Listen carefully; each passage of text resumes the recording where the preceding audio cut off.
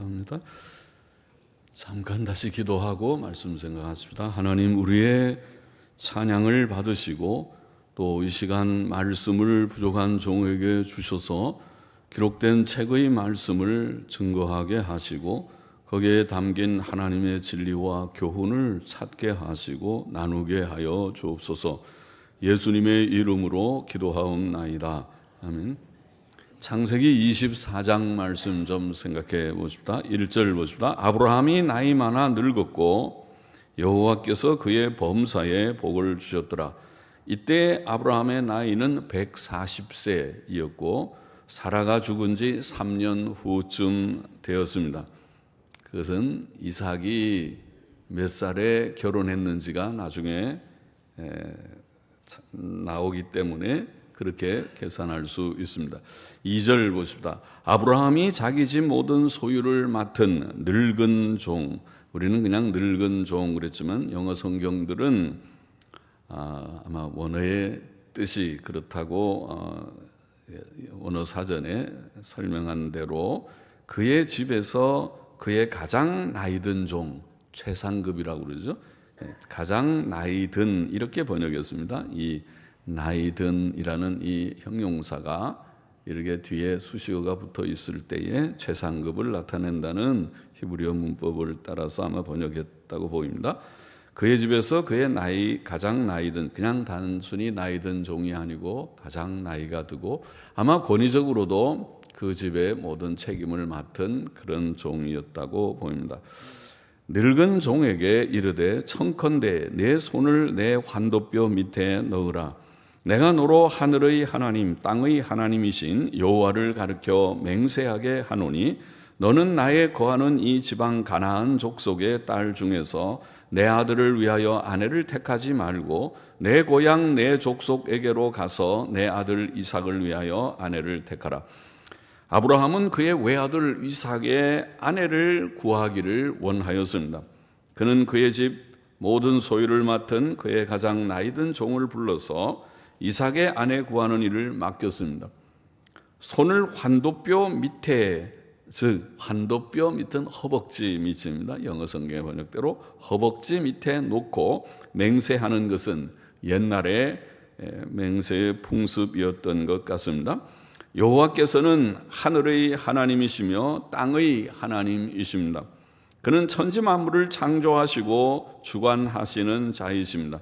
아브라함은 그 종으로 하여금 가나안 족속의 딸 중에서 그 아들을 위해 아내를 택하지 말고 고향의 친족 중에서 택할 것을 맹세케 하였습니다.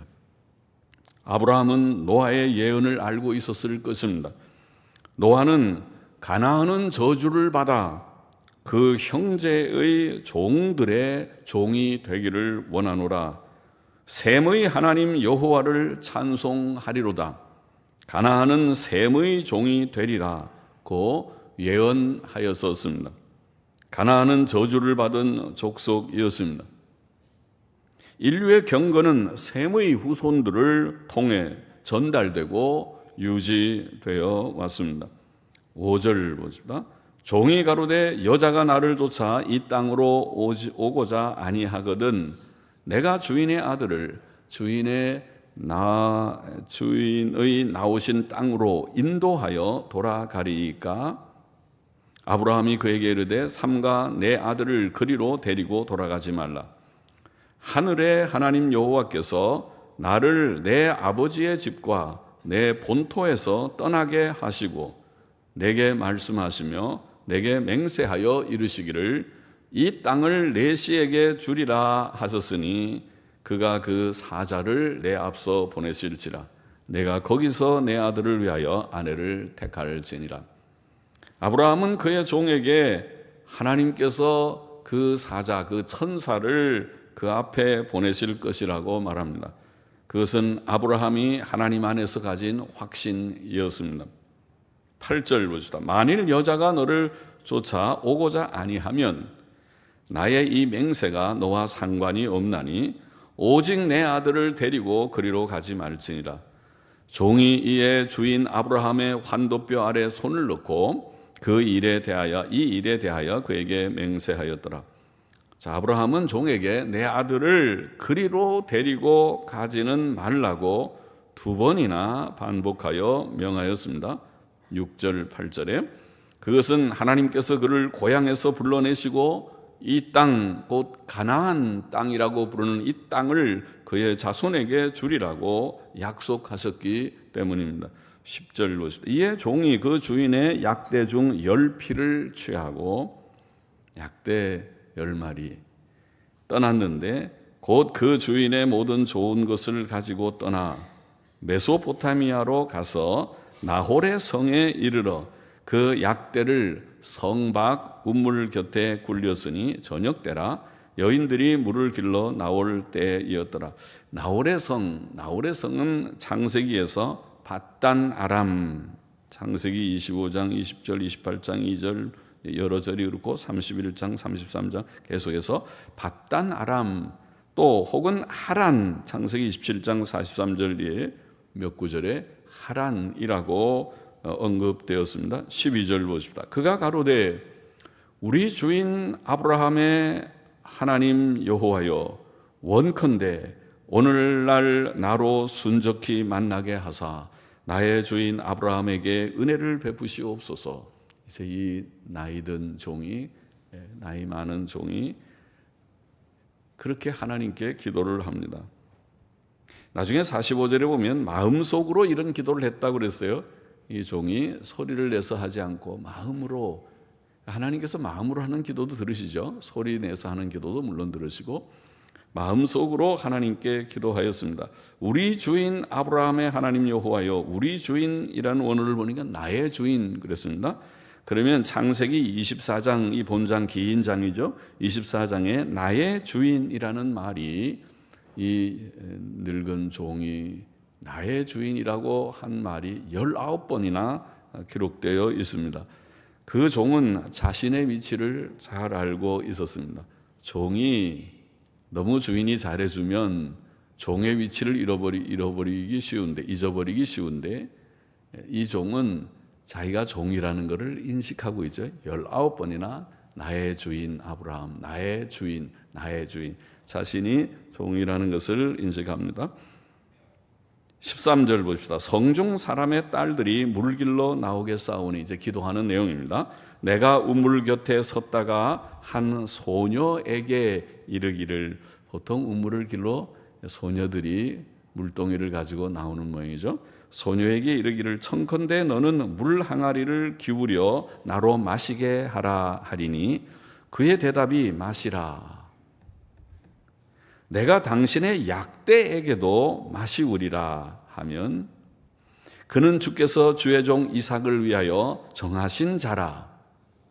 이로 인하여 주께서 나의 주인에게 은혜 베푸심을 내가 알겠나이다.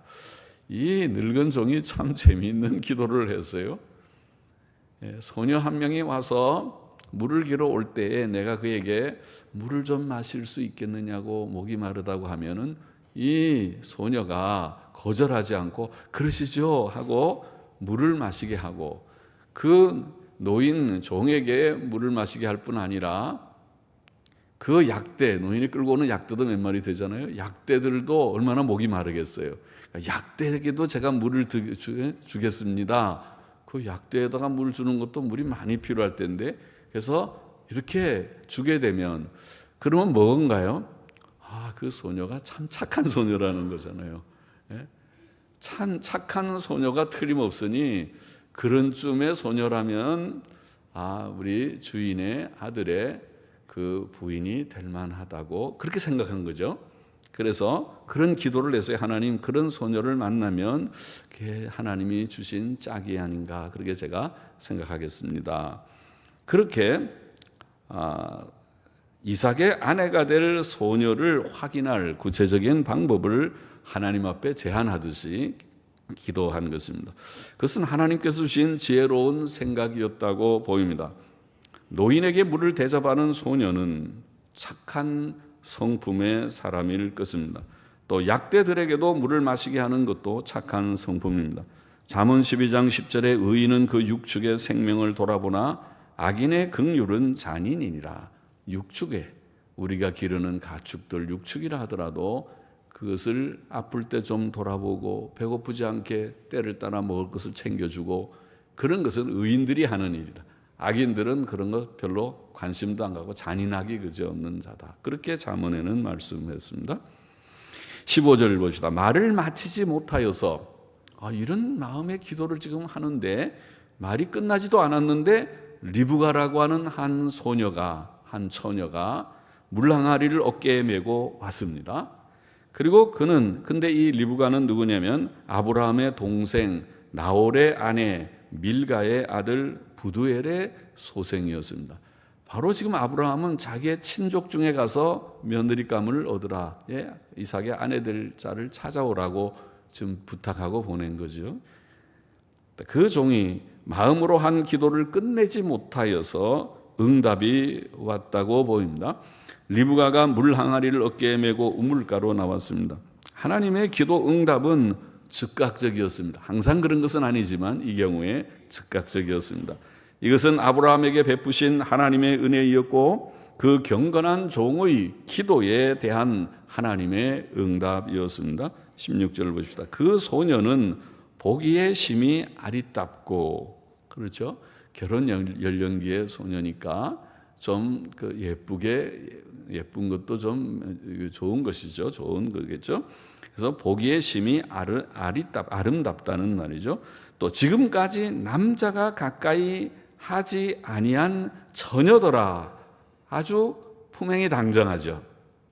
그렇게 아무렇게나 막 자기의 몸을 아무렇게나 그렇게 굴린다고 그러나요? 그러지 않게 단정해요. 그러니까 처녀란 말이죠. 다시 말하면 순결한 처녀, 순결성을 지킨 자입니다.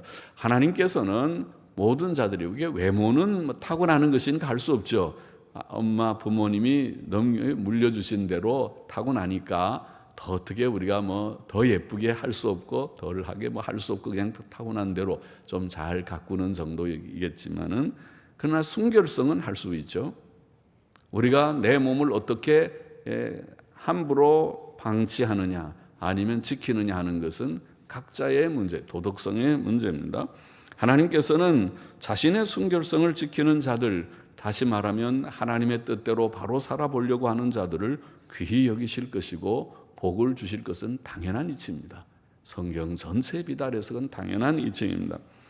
17절을 보십시다. 종이 마주 달려가서 가로되, 이 종도 아주 충성됩니다. 하나님께 기도하고 자기 기도에 지금 응답일지도 모르는 한 처녀가 나타났으니까 마주 달려가서 이제 곧 말을 건네는 것입니다. 달려가서 가로되, 청컨대 내 물 항아리의 물을 내게 조금 마시우라. 지금 그렇게 기도했잖아요. 그렇게 하면, 그렇게 물 마시라고 주면, 또 나귀에게도 약대들에게도 주면, 약대들에게도 주면, 낙타들에게도 주면 그렇게 하겠다고 기도를 했지 않습니까? 그래서 종은 하나님께 기도한 후 얻은 기회를 빠르게 붙잡았습니다. 기회를 놓치지 않고 곧 그대로 자기가 기도한 대로 가서 물을 요청했습니다. 18절을 보십시다. 그가 가로되, 주여 마시소서. 아주 예절받은 처녀죠. 그렇게 선생님, 주여 하는 말은 선생님하고 존칭하는 거죠. 나이 든 분이니까 나이 든 종에게 존칭을 하면서 주여 마시소서 하며 급히 그 물 항아리를 손에 내려 마시게 하고, 자기가 지금 물 항아리 길고 가려고 하다가 그 물 항아리를 내려서 마시라고 마시게 하고, 마시우기를 다 하고 가로되, 당신의 약대도 위하여 물을 길어 그것들로 배불리 마시게 하리이다. 정말 좋은 응답을 받습니다. 약대에게도 내가 물을 길어서, 약대들이니까 여러 번 길어야 될지 모르죠. 약대들에게도 물을 길어서 그것들로 배불리 마시게, 약대들도 물을 많이 마시게 그렇게 하겠다고 하고, 급히 물 항아리에 물을 구유에 붓고, 약대들은 거기에 먹는 무슨 구유가 있겠죠. 밥통 같은 것들이. 거기다 물을 붓고 그 다음에 물을 기르러 우물로 달려갔습니다. 급히 달려가서 모든 약대를 위하여, 모든 약대를 위하여. 여러 마리죠. 그러니까 10마리라고 그랬는가요? 여러 모든 약대를 위하여 깃는지라. 그 사람이 이렇게 되니까 이게 기도가 응답된 거죠. 이게 하나님께서 진짜 응답을 주신 것인가? 그 사람이 그를 묵묵히 주목하며 기도의 응답인가? 묵묵히 주목하며 여호와께서 과연 평탄한 길을 주신 여부를 알고자 하더니. 자, 본문은 방금 읽은 대로 급히라는 말을 2번 사용하며 달려가서라는 표현도 사용합니다. 리브가는 즐거운 마음으로 선을 베푼 착한 성품을 가진 처녀임에 틀림없었습니다. 아브라함의 종은 그 소녀를 묵묵히 주목하면서 하나님께서 형통한 길 주신 여부를 알기를 원했습니다. 22절 봅시다. 약대가 마시기를 다하매 그가 반세겔 중 금고리 1개와 10세겔 중 금목고리 1쌍을 그에게 주며. 그러니까 참 옛날에도 지금도 그렇지만 공짜로 그냥 이렇게 호의만 받고 그러질 않고 거기에 대해서 자기가 보답할 수 있으면은 또 살해를 하는 그런 일을 한 거죠. 종이지만은 진짜 참 그런 거 다 할 줄 아는 종이네요. 그래서 반세겔이면 약 5g 정도 됩니다. 반세겔 중 금고리라는 것은 코나 귀에 끼는 고리라고 사전에는 되어 있습니다. 그러니까 5g 정도 되는 금고리 하나 하고 또 10세겔 중 금 손목고리 한 쌍의 무게가 10세겔이라는 뜻 같은데 10세겔 하면 약 114g쯤 됩니다. 114g 되는 금목걸이입니다. 아니면 금목걸이가 아니라 뭐죠? 손목걸이, 금으로 만든 손목걸이 한 쌍이니까 양쪽 손에다 차는 거죠. 양쪽 손에 금 팔찌 같은 손목걸이 금으로 된 것, 그것이 한 쌍이고 그 무게가 114g 되는 그런 이제 금 손목걸이 한 쌍을 주었다고 그렇게 했습니다. 그러니까 물을 대접해 준 약대에게도 물을 길어준 갑과 같은 거죠. 참 감사하다 하는 사례를 한 것이죠.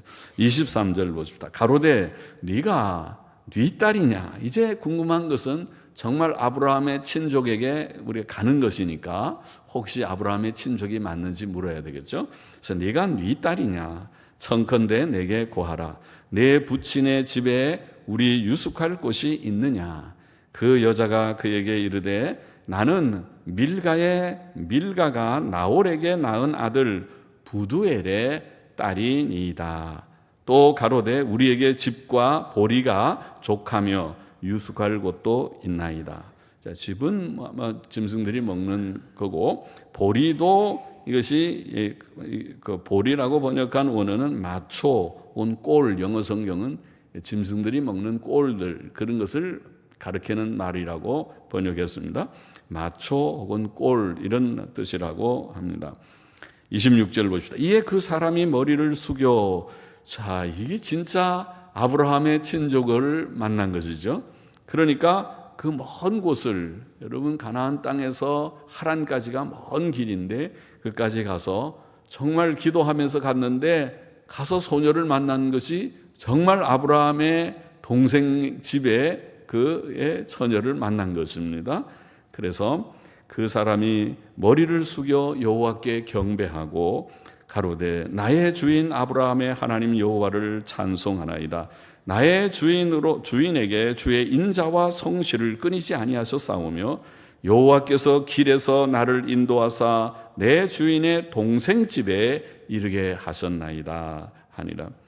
자, 그 종은 하나님께서 그의 주인 아브라함에게 인자와 진실을 베푸셨고 자기를 선히 인도하셨기 때문에 하나님께 경배하며 찬송하는 경건한 자이었습니다. 자, 인자와 성실이라는 말은 진실이라는 뜻입니다. 28절 보십시다. 소녀가 달려가서 이 일을 어미 집에 고하였더니 리브가에게 오라비가 있어 이름은 라반이라. 그가 우물로 달려가 그 사람에게 이르니 그가 그 누이의 고리와 그 손의 손목걸이를 보고 또 그 누이 리브가가 그 사람이 자기에게 이같이 말하더라 함을 듣고 그 사람에게로 나아감이라. 때에 그가 운물가 약대 곁에 섰더라. 라반이 가로되 여호와께 복을 받은 자여 들어오소서. 어찌 밖에 섰나이까? 내가 방과 약대의 처소를 예비하였나이다. 그 사람이 집으로 들어가매 라반이 약대의 짐을 부리고 집과 보리를, 아까 보리는 꼴이라고 그랬죠. 마초 혹은 꼴을 약대에게 주고 그 사람의 발과 그 종자의 발 씻을 물을 주고 그 앞에 식물을 베푸니, 음식을 먼 길 왔으니까 음식을 이렇게 차려서 대접을 하는 것이죠. 자기 친족이, 이렇게 친족의 종이 왔다 그러니까 친족에 말하자면 친족이 보낸 그런 인물이 아닙니까? 그래서 식물을 베푸니 그 사람이 가로되 내가 내 일을 진술하기 전에는 먹지 아니하겠나이다. 라반이 가로되 말하소서. 참 그 종은 충성된 종이었습니다. 배도 고프고 가서 음식 좀 먹고 일 천천히 해도 될 때인데 음식을 거절하고, 내가 지금 이런 심부름 왔는데, 무슨 임무를 가지고 왔는데 내 일을 먼저 말씀을 드리겠습니다. 그렇게 했어요. 자기의 일에 충실한 종이죠. 34절을 보십시다. 그가 가로되 나는 아브라함의 종이니이다.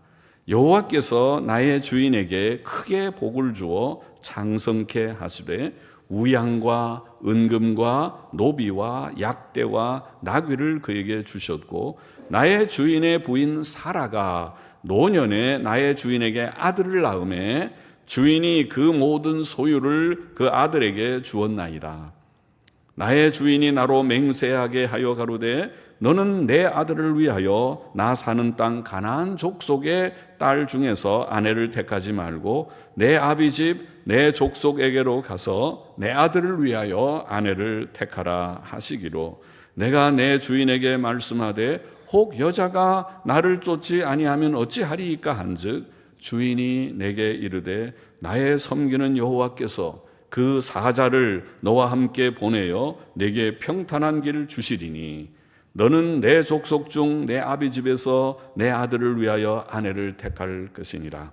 네가 내 족속에게 이를 때에는 네가 내 맹세와 상관이 없으리라. 서로 그들이 내게 주지 아니할지라도 내가 내 맹세와 상관이 없으리라 하시기로. 자, 내가 내 족속에 이를 때에는 내가 내 맹세와 상관이 없어. 좀 이상하지만은 그것은 그 다음에 나오는 서록이라는 말을 그냥 만일 그렇게 번역해도 됩니다. 만일 그들이 내게 주지 아니한다면, 만일 그들이 그 딸을 내게 주지 않는다면 네가 지금 하나님 앞에 한 맹세가 상관이 없게 되니까 그게 괜찮다, 이런 뜻이죠. 42절 보십시다.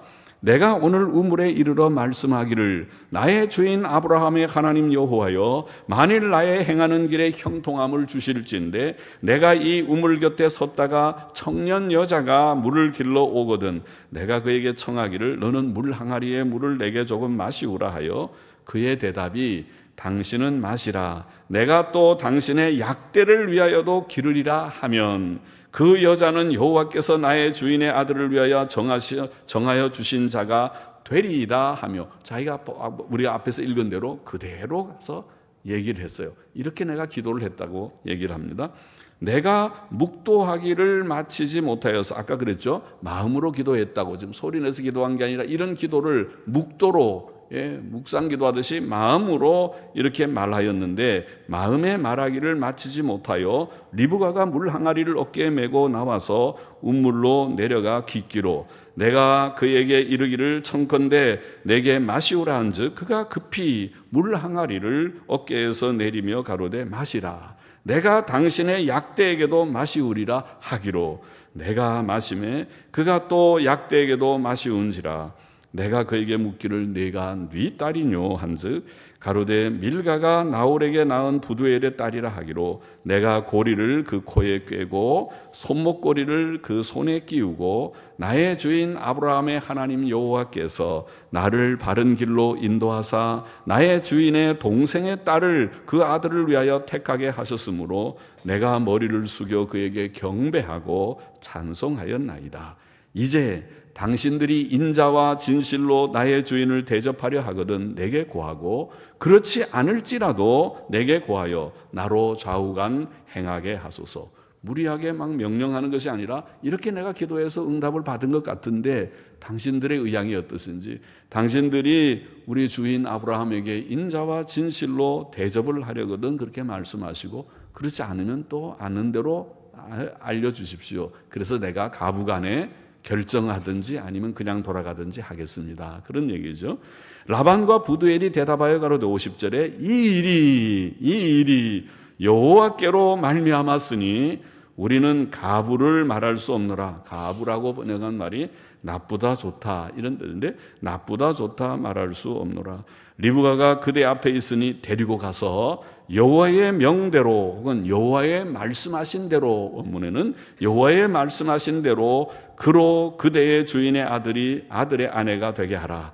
자, 라반 그 오빠와 부두엘 아버지도 인정을 했습니다. 이 일이 하나님께서 기이하게 이렇게 역사하셔서 딸 리브가 또 여동생 리브가를 이렇게 하나님께서 이제 아내로 아브라함의 아들의 아내를 삼게 하시는구나 깨달아졌어요. 그래서 이 일이 하나님께로 말미암았다고 말하고 그렇게 하나님의 말씀하신 대로 하라고 허락을 하게 되었습니다. 52절 보십시다. 아브라함의 종이 그들의 말을 듣고 땅에 엎드리어 여호와께 절하고, 참 경건하죠. 하나님의 응답을 확인하고 하나님 감사합니다. 땅에 엎드려 하나님께 경배를 올리고 그리고 가져온 은금 패물과 의복을 꺼내어 리브가에게 주고 신부에게 주고 그 오라비와 어미에게도 보물을 주었습니다. 아버지한테는 왜 안 주는지 모르는데 오빠와 또 어머니에게, 아버지는 나이가 너무 많으니까 보물해봐야 소용이 없을지도 모르겠지만요. 54절 이에 그들 곧 종과 종자들이 먹고 마시고 유숙하고 아침에 일어나서, 그 다음날 아침이 됐습니다. 그가 가로되 나를 보내어 내 주인에게로 돌아가게 하소서. 리브가의 오라비와 그 어미가 가로되 소녀로 며칠을 적어도 열흘을 우리와 함께 있게 하라. 아이고, 며칠 동안 아니 열흘 동안 우리와 함께 있은 다음에 데려가라고 그렇게 말합니다. 그 후에 그가 갈 것이니라. 그 사람이 그들에게 이르되 나를 말리지 마소서. 여호와께서 내게 형통한 길을 주셨으니 나를 보내어 내 주인에게로 돌아가게 하소서. 이제 주인이 얼마나 목이 빠지게 기다리겠습니까? 아브라함이. 또 이삭도 지금 아내를 구하러 간다고 그러니까 얼마나 궁금하겠습니까? 지금 만났는데 빨리 저게 돌아가게 해달라고. 열흘을 그렇게 기다릴 수 없습니다. 곧 돌아가겠다고 허락을 구하는 거죠. 57절 그들이 가로되 우리가 소녀를 불러 그에게 물으리라 하고 리브가를 불러 그에게 이르되 네가 이 사람과 함께 가려느냐. 그가 대답하되 가겠나이다. 리브가도 믿음이 있는 것 같아요. 그렇죠? 얼마나 낯선 사람인데 아무리 그렇다 하더라도 금방 따라가는 게 쉽지 않은데 가만히 상황을 보니까 이게 하나님께서 하신 일이 분명하게 보이니까 본인이 받아들인 거죠. 제가 가겠습니다. 대단한 소녀입니다. 대단한 소녀입니다. 하나님께서 리브가의 마음속에도 이미 감동하셨습니다. 59절 그들이 그 누이 리브가와 그의 유모와 아브라함의 종과 종자들을 보내며 리브가에게 축복하여 가로되 우리 누이여 너는 천만인의 어미가 될지어다. 내 씨로 그 원수의 성문을 얻게 할지어다. 리브가가 일어나 비자와 함께, 비자는 여종들 복수로 되어 있습니다. 여러 명의 여종들이 있었던 것 같습니다. 당시에 여종들과 함께 약대를 타고 그 사람을 따라가니 종이 리브가를 데리고 가니라. 때에 이제 다 가나안으로 왔습니다. 때에 이삭이 부엘라헤로이에서 왔으니 그가 남방에 거하였습니다. 부엘라헤로이는 아주 남쪽에 네게브라고 하는 남방에 있는 곳인데 거기에서 이제 아버지 아브라함이 있는 아마 곳으로 올라왔겠죠. 이삭이 저물 때에 들에 나가 묵상하다가 눈을 들어보매 약대들이 오더라. 아마 아브라함이 거주했던 기럇 아르바 헤브론으로 올라왔을 것이고 거기에서 리브가를 맞이하게 되었다고 보입니다. 64절 보십시다. 리브가가 눈을 들어 이삭을 바라보고 약대에게에서 내려, 저 아무래도 지금 이 가나안 땅에 왔는데 어떤 분이 가까이 오니까 혹시 자기의 남편이 될 자가 아닌가 생각했겠죠. 그래서 약대를 타고 있지 않고 사람이 걸어오니까 약대에서 내려, 겸손한 거죠. 내려 종에게 말하되 들에서 배회하다가 우리에게로 마주오는 자가 누구뇨? 종이 가로되 이는 내 주인이니이다. 리브가가 면박을 취하여 스스로 가리우더라. 얼굴을 가리우고 겸손한 여인의 모습이죠. 종이 그 행한 일을 다 이삭에게 고하매 이삭이 리브가를 인도하여 모친 사라의 장막으로 드리고 그를 취하여 아내를 삼고 사랑하였으니 이삭 후에 위로를 얻었더라. 자, 이것이 24장 매우 긴 장이지만은 하나의 끊을 수 없는 스토리, 이야기가 연결되어 있으니까 한번 읽어보았습니다. 창세기 24장의 교훈을 정리해 보십시다. 첫째로, 성도의 결혼은 주 안에서, 믿음 안에서, 교회 안에서 이루어져야 한다는 교훈을 여기서 찾아보아야 하겠습니다. 아브라함은 그 아들 이삭의 아내를 택하기 위해 자기의 종으로 하여금 가나안 땅의 여자를 택하지 말고 그의 고향의 친족 중에서 택할 것을 맹세케 하였습니다. 맹세를 통해서 반드시 그렇게 하라. 그것은 노아의 예언에 근거한 것일 것입니다. 노아는 가나안의 자손을 저주하였고 셈의 자손을 축복하였습니다. 또 아브라함은 혹시 여자가 이곳으로 오지 않는다 하고 할지라도 그의 아들을 그리로 데려가지 말라고 명하였습니다.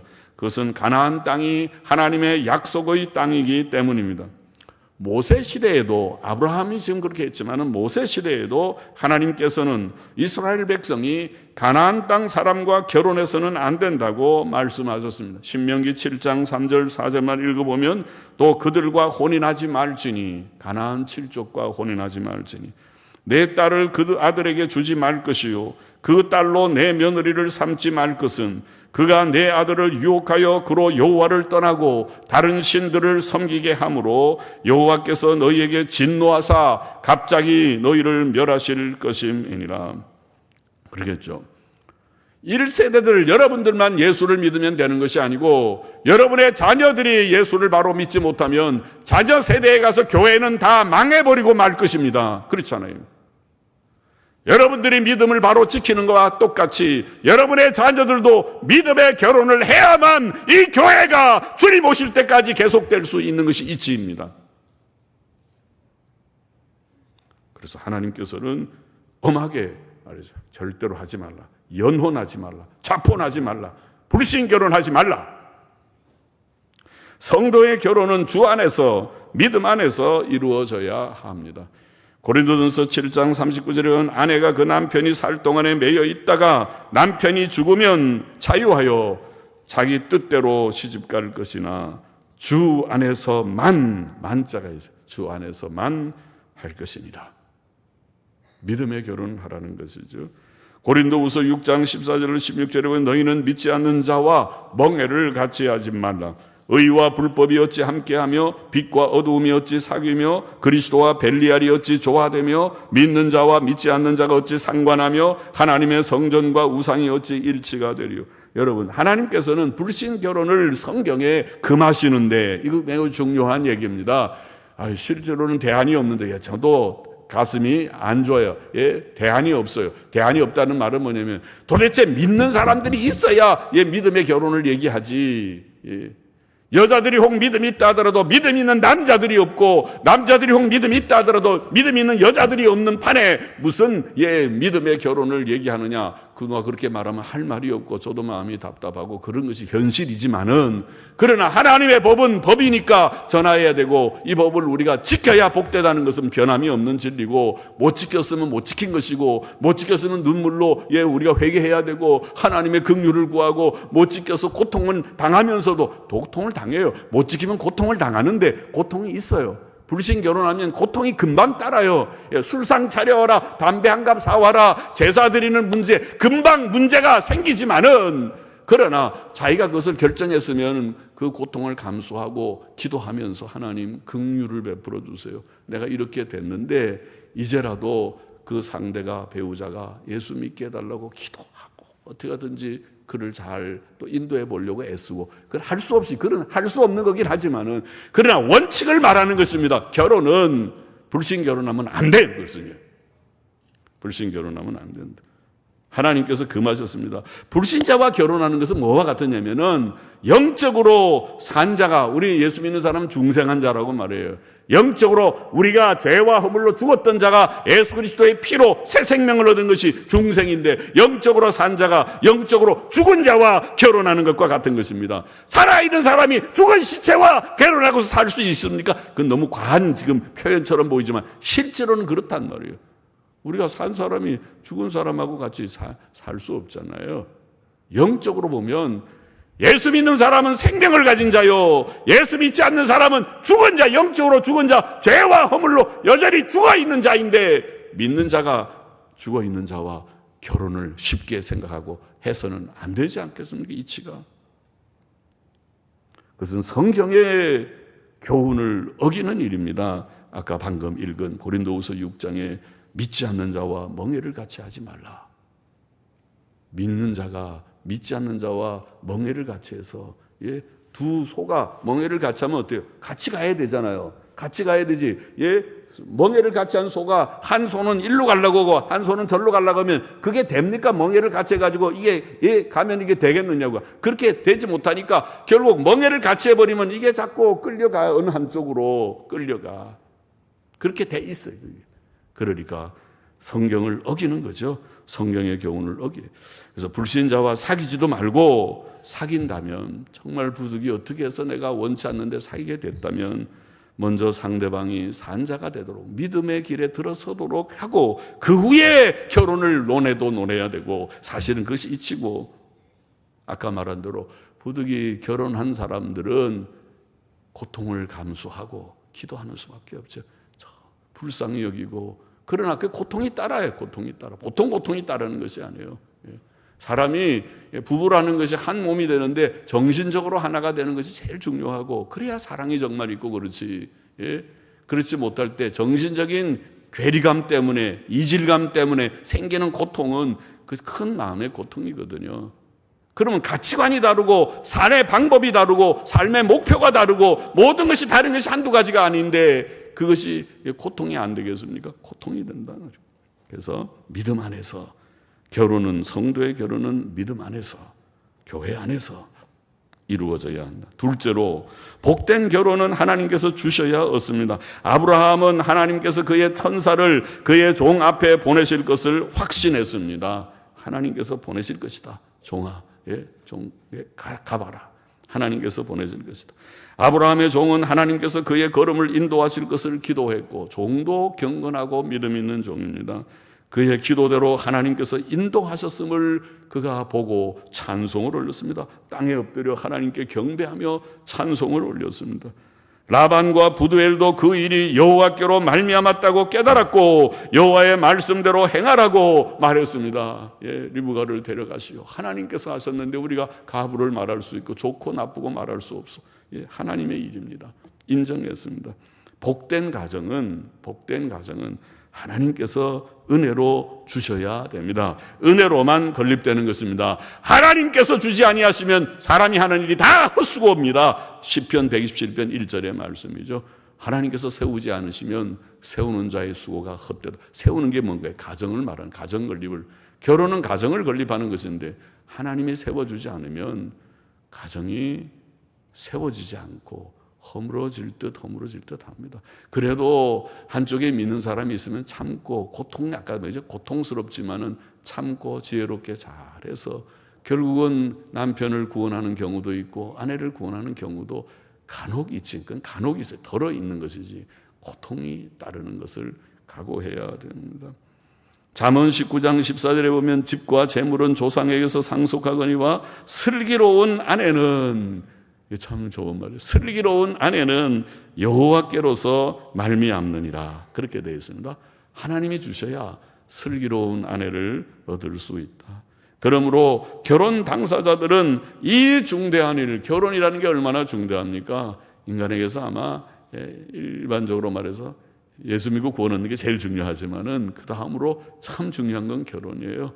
특별히 여자들은 누구와 결혼하느냐 하는 것은 그의 생을 결정하는 것입니다. 일생은 한 번밖에 없는 거잖아요. 우리가 두 번, 세 번 사는 게 아니고 한 번 사는 일생을 누구와 결혼했느냐에 따라서 이렇게 되기도 하고 저렇게 되기도 하는 중요한 것. 남자도 마찬가지예요. 어떤 여자를 만느냐, 지혜롭고 현숙한 여자를 맞으면은 복이지만은 그렇지 않으면은 집안을 망치는 그런 일도 있을 수 있는 것이 결혼입니다. 아주 정말 참 모험적인 일이 결혼입니다. 그런데 복된 결혼은 어디로부터 오느냐? 하나님께서 은혜를 주셔야, 하나님께서 주셔야 아내는, 슬기로운 아내는 여호와께로 말미암는다. 그러니까 기도를 많이 해야 된다. 이 중대한 일을 위해 하나님께 기도하고 하나님이 예비하여 주신 남편, 예비하여 주신 아내, 예비하여 주신 사위감, 예비하여 주신 며느리감을 위해서 그렇지 않아요. 여러분 나이 드신 분들 아까도 말했죠. 여러분 세대만 예수 믿으면 뭐 할 것입니까? 다음 세대가 다 믿음이 없이 망해지면 교회가 다 망하는 것입니다. 그것이 교회가 다 부패돼 버리고 맙니다. 서구의 교회처럼 전부 노인들 몇 명이나 남아있고 텅텅 빈 교회가 돼버리고 말 것입니다. 그것은 불신결혼, 믿음이 없는 세대들, 젊은 세대들이 믿음이 없게 되기 때문에 그렇게 돼버리고 마는 것입니다. 안타까워하며 눈물을 흘려야 될 일입니다. 자녀 교육을 위해서, 바른 결혼을 위해서 말이죠. 여러분만 예수 믿으면 뭐합니까? 하나님의 예비하심과 선한 인도하심을 구해야 되고, 셋째로 미혼 여성들은 착한 성품을 준비해야 하겠습니다. 리브가는 남을 섬길 수 있는 착한 성품을 가졌습니다. 오늘 24장에 보이는 거 그렇죠? 얼마나 착해요.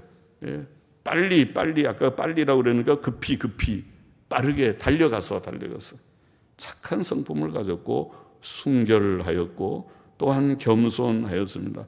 하나님께서는 남자를 돕는 자가 되게 하기 위해 여자를 만드셨다. 창세기 2장 18절에 말씀했죠.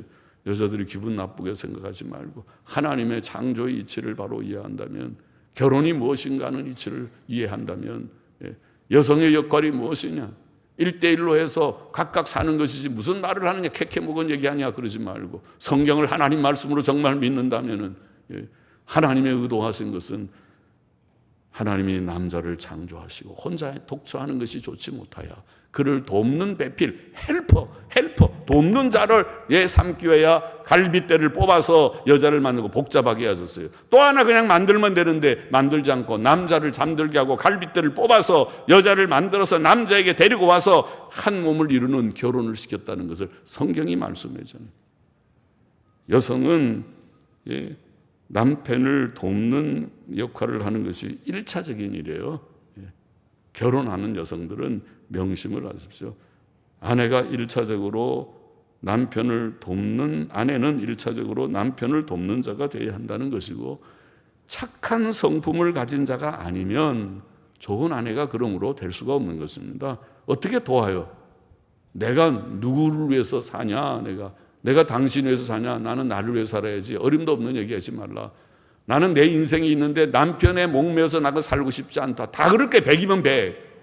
그러나 아내가 역할이 무엇인가 하는 것을 성경적으로 분명히 인식하는 자는 나라는 것을 내가 좀 절제하고 남편을 위하는 것이 내 역할이로구나. 그렇게 하는 가운데서 그때 아내도 빛납니다. 그런 아내를 남편이 사랑하지 않고 외도하면 그 남편은 아주 정말 참 나쁜 남편이죠. 아내가 자기 부족한 남편, 얼마나 자기 자신이 남편이 뭐 잘났으면 얼마나 잘났습니까? 부족한 남편을 위해서 그래도 내 남편 최고라고, 그를 위해서 나는 돕는 헬퍼가 되겠다고, 돕는 자가 되겠다고 그렇게 노력하고 수고하고 자기 절제를 하고 사는 그 아내를 남편은 정말 사랑할 것입니다. 자기의 모든 것을 다 아내를 위해 줄 것입니다. 그것이 결혼의 이치입니다. 한 몸 되는 이치입니다. 거기에 행복이 있습니다. 남편도 아내도. 넷째로 우리는 하나님의 충성된 종이 되어야 한다는 것도 24장에서 기억해야 하겠습니다. 아브라함의 종은 경건하고 민첩하고 믿음이 있고 충성되었습니다. 그는 아브라함을 나의 주인이라고 19번이나 말했다고 제가 언급했죠. 그는 자기 위치를 지키는 자였고 맡은 임무에 충실했습니다. 교회 안에서 자기의 직분을, 하나님의 직분을 맡은 자에게 필요한 것은 바로 이런 충성. 내가 하나님께 맡은 일이 무엇인가? 목사는 설교하는 일이죠. 이렇게 미친 목사처럼 15분이나 시간을 지나면서 이렇게 설교해 본 적은 아마 처음일 텐데, 그러나 제 생각에 충성된 종이 되어보려고 내가 좀 미친 짓을 했으니까 이해하시길 바랍니다. 하나님 앞에서 24장을 끝내야 되잖아요. 중간에 그만두고 이제 시간 됐으니까 끝하고 그만둘 수는 없잖아요. 충성된 종이 되기를 바랍니다. 우리 네 분 장로님들 충성된 종이 되기를 바랍니다. 우리 부목사님, 전도사님, 모든 자들 각각의 자기에 맡겨진 직무에 있어서 직무 완수 여기들. 그게 충성이 다른 것입니까? 자기 위치를 알고 내게 주어진 직무가 무엇인가를 이해하고 그것을 위해서 다 하려고 하는 그것이 아름다운 일이고 하나님 앞에서 귀한 일이고 하나님께 영광이 되고 자신에게 복이 되는 일이라는 거죠. 직무 완수, 충성. 이제 다 했습니다. 저도 직무 완수, 충성. 기도하십시다. 하나님 아버지, 불신 결혼하지 않게 하여 주시고 가정마다 복된 가정이 되게 하여 주시고 또 결혼을 준비하는 젊은이들은 착한 성품을 준비하게 하여 주시고 또 책임 맡은 모든 종들은 주 앞에 충성하게 하여 주옵소서. 우리 모두에게 예수님 잘 믿는 은혜를 주옵소서. 예수님의 이름으로 기도하옵나이다. 아멘.